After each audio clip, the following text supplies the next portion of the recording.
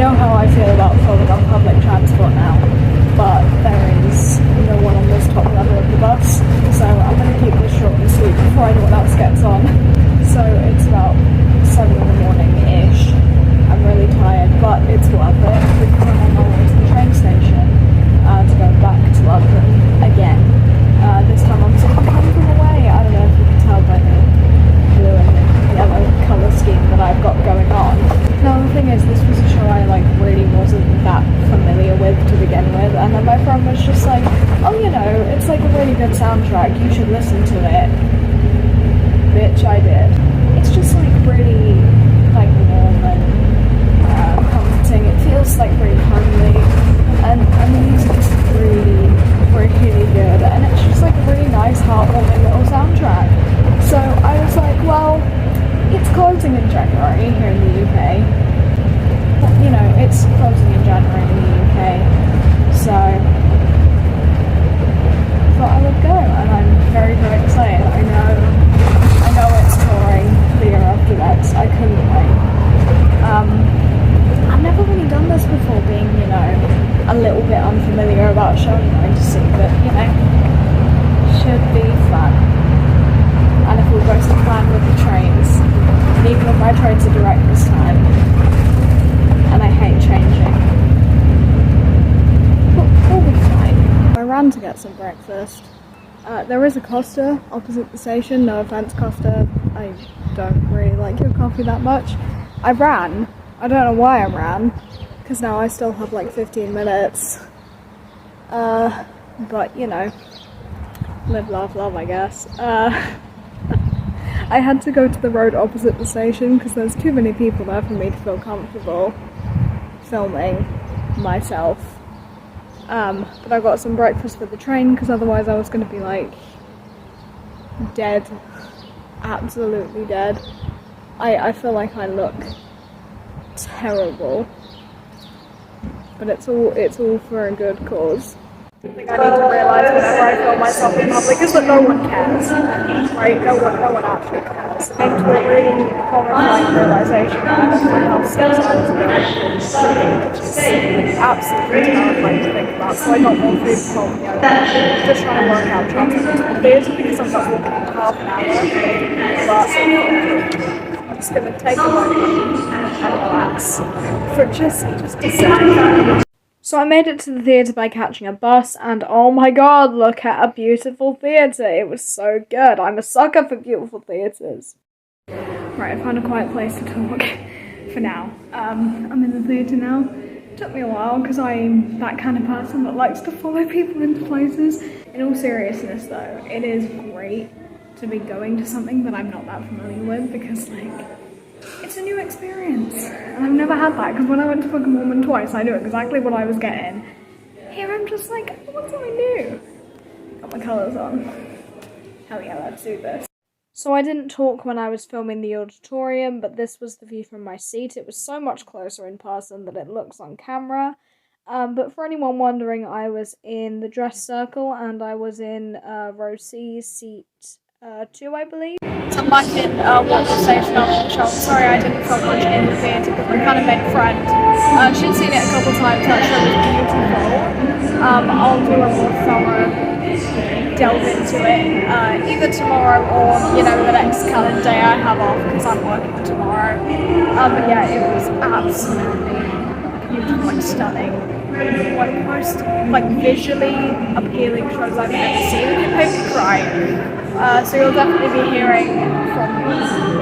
But for now, I gotta go get a train in about half an hour. So see you tomorrow for my review sort of segment. Whoa, hair colour change, am I right? It's been about 2 weeks since I went to see Come From Away, and I would have filmed this review way sooner, but immediately after I came back I lost my voice, and it was like that for the whole of Christmas and then afterwards, and you know, I've been working a lot, so this is the first time that I've had a chance to sit down and talk about the show. So sorry about that, but yes, my hair colour has changed. I've dyed it purple now, which makes me a little bit sad, because before it was green, which, you know, is the colours of Come From Away mixed together, but it was right for the trip. It was right for the trip. Yes, I look immensely different with purple hair. And I'm wearing a School of Rock t-shirt that I got from the tour that I saw this year. Man, I wish I was vlogging back then, because that was a trip and a half. Like, it was incredible. I thought it was appropriate. I don't have any Come From Away merch. But I thought it was appropriate, because, you know, rock. Welcome to the rock. I'm not funny. As I said, this is my review section for Come From Away at the Phoenix Theatre in London. At the time that I'm filming this, it is currently January 3rd. They are closing on Saturday. I'm really sad I can't be there for the closing performance, but I'm sure they'll smash it. And I'll be thinking of them because, oh my god, this show was so good. I want to start out by saying a bit more of a general thing about the entire experience. And that is that it was probably the most visually stunning show that I have ever seen. And there were a few things that I was a bit on the edge with before like actually going in, and that was one, that it was an hour and 40 minutes without an interval, and it certainly didn't feel like that when I was there. And secondly, it's that you have 12 people playing thousands of plane passengers. I thought I was going to get confused. Props to me, I didn't, but I think that's the intention, to not confuse the audience, so they nailed that. Like, yeah, the entire experience is incredible, and just the fact that it was a real story just makes you the tiniest bit more emotional when the finale rolls around. I will get to that because something about the finale ruined it for me, and it was nothing to do with the show. But you know what? I'm gonna make you wait till the end to hear about that because I'm really pissed about it still. Time to talk about some cast members that stood out to me. So, when I always listen to the actual cast recording, one of the people that really stood out to me in terms of a character was Oz. I don't know if it's because of the accent and I was a little bit like attracted to it, but you know, he was great.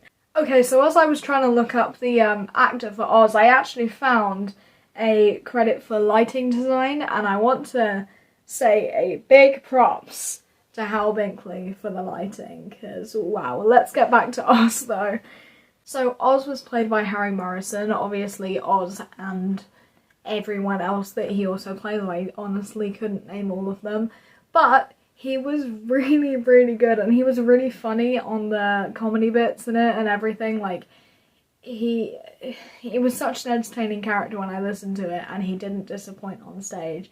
Actually, I will confess something, and that's the fact that I really preferred the London cast, like, live than when I heard the soundtrack. And I know that's like a common thing where, you know, it's better live, but I genuinely feel like the cast and characters were a lot stronger in the London version. But yeah, I think he was just one that stood out to me because of the fact that I really liked his character when I listened to the soundtrack, so that's why I attached to it. Because he's such a lovable character, like, he's such a good guy, and he's so, like, positive, and you know, he doesn't really let things get him down. Going back to the characters, the two Kevins. Now, the thing about the Kevins is that when I first watched the musical live, you know, when I saw it, their ending story when this whole event kind of split up their relationship, really well told, by the way, but that whole time I'm thinking, oh, Kevin's kind of a dick, and I don't even need to say which Kevin because you guys know which Kevin I'm talking about. But yeah, I was like, Kevin's kind of a dick, and then I was on my way home from the show and I was listening to it and I was like, oh my god, I feel bad for both Kevins. Their story was told really well through the actors and their interactions and all of that, or, you know, lack thereof interactions. But yeah, their story is wonderfully told. And another character that stood out to me, even when I listened to the soundtrack, just like Oz did, was Beulah. And Beulah was played by Jenna Boyd. Beulah is just so quick and sassy and lovely, but she's also, like, so sweet and kind. In my opinion, in this particular story, obviously I don't know much about the real event and what happened. you know, with this particular cast of characters and the story that they're telling. But she seemed like the one that was sort of one of the most dedicated people to the whole cause. That she's sort of established to be a school teacher kind of brings that home a little bit, because, you know, she's used to this kind of thing. She's a very motherly figure in the show, and I love that. Nick and Diane's story was really, really beautiful. Stop the World was an amazing song, one that actually, to me, felt much more powerful on stage and much more impressive on stage when you actually see the actors. And also how the lighting's done. I can't stop talking about the lighting because it was amazing. But yeah, that's another story that kind of stood out. And actually, it kind of has some sort of parallel contrast thing to the two Kevins, because, you know, the story tore the two Kevins apart because they were so different in their approach to the situation. Whereas Nick and Diane sort of bonded over the events and, you know, helped each other along. Like, one of their first interactions is, you know, Nick promising to help Diane find a phone so she can, you know, find out what happened to someone close to her. So it's just really, really beautiful. Now, let me address the thing that ruined the experience for me, and it wasn't anything to do with anyone on stage, any sort of... It wasn't anything to do with the actual production. The actual production nailed it throughout the whole hour and 40 minutes. But there was a person next to me who, during the finale, he pulls out his phone and starts texting, and he's on his phone for about 2 minutes. I am not a person who usually gets angry and, you know, takes it out on people, especially when I'm in public. But this guy really, really disappointed me, and it made me just completely lose focus and, like, in the show, because it's just a phone screen that's right next to you, and it's just like, guys, come on, theatre etiquette is not that hard. You know, and if you find yourself feeling the need to pull out your phone to distract yourself, maybe you shouldn't go to a theatre. That's all I'm saying. Maybe theatre just isn't for you, or maybe it's just musicals that aren't for you. I don't know. Just don't do it, please. Thank you. I'm gonna go.